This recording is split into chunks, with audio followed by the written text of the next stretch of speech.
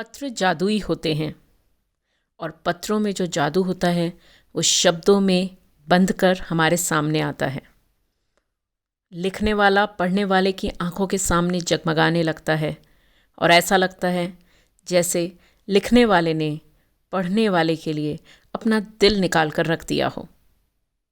ऐसी ही है मेरी एक दोस्त बाबूशा, जिन्होंने 10वीं पास किए बच्चों के नाम एक खूबसूरत खत लिखा है। आइए सुनते हैं उन्होंने अपने पत्र में क्या लिखा है। प्यारे बच्चों, तुम्हारा परीक्षा परिणाम घोषित हो गया है। तुम्हारी पीढ़ी में असफलता और सफलता का भारी दबाव है, जिसके चलते तुम जान ही नहीं पाते कि तुम्हारा अस्तित्व महज अंक तालिका में नहीं सिमट सकता। यह केवल एक कक्षा का परीक्षा परिणाम है, जीवन का नहीं। यदि तुम 90% की जादुई दीवार फांद गए हो तो याद रहे, दीवार के उस पार गला काट देने वाली एक भीड़ तुम्हारी प्रतीक्षा कर रही है। आगे एक चौड़ा उफनता हुआ बरसाती नाला पड़ने वाला है, जिसके इस पार तुम्हारे माता पिता की अपेक्षाएं हैं और उस पार तुम्हारे स्वप्न। विषयों का सम्मोहित करने वाला ऑर्केस्ट्रा भी बज रहा है। 90 की दीवार के उस पार कूदते ही तुम्हें सबसे पहले बधाइयों की आंधी से उखड़ते अपने पांव बचाने हैं और वापस ज़मीन पर रखना है। तुम्हारे कांधे पर एक पीली तितली बैठी हो और होठों पर कोई मीठी धुन थिरकती हो तो संभावना है कि गला काटने वाली भीड़ से तुम बच निकलो। अपने स्वप्नों के पहले पड़ने वाले खतरनाक नाले को तुम छलांग लगाकर मत पार करना। ऐसे करतब करने पर मुंह के बल गिर सकते हो। एक नन्ही कागज की नाव पर सवार होकर उस पार निकल जाओ। जल्दी ही तुम जान जाओगे कि 90 की दीवार फांदना खुशी मनाने भर की नहीं, समस्या बढ़ाने वाली बात भी है। उन समस्याओं से निपटने की तैयारी में जीवन छुपा है। जाओ, जीवन की ढूंढ में रमो। अब मुझे उनसे कुछ कहना है जो 90 के तिलिस्म को भेद नहीं पाए। बच्चों, बहुत थोड़ी सी जगहों पर यह बात उपयोगी है कि 10वीं में तुम्हारे कितने अंक आए थे।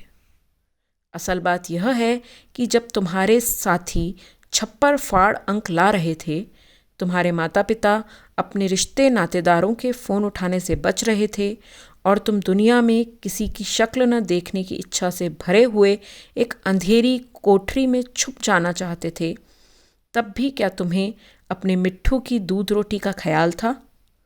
कुत्ते को बाहर घुमाने ले जाने की याद थी? अपने बाल संवारना तो नहीं भूले तुम?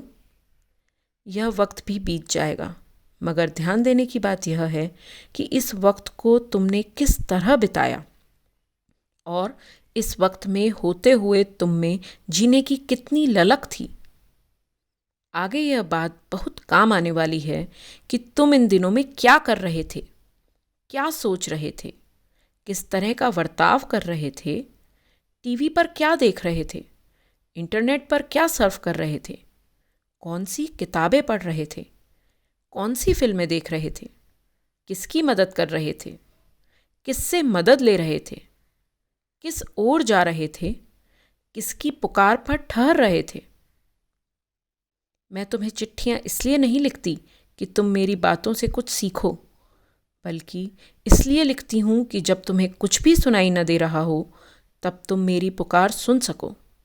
मैं कहती हूं, उठो, जूते पहनो, लेस बांधो और अपने माता पिता की अपेक्षाओं के पहाड़ को अपने सिर से उतार कर एक किनारे रख दो, वरना इतना भार उठाकर तुम्हें फुटबॉल खेलने में परेशानी होगी।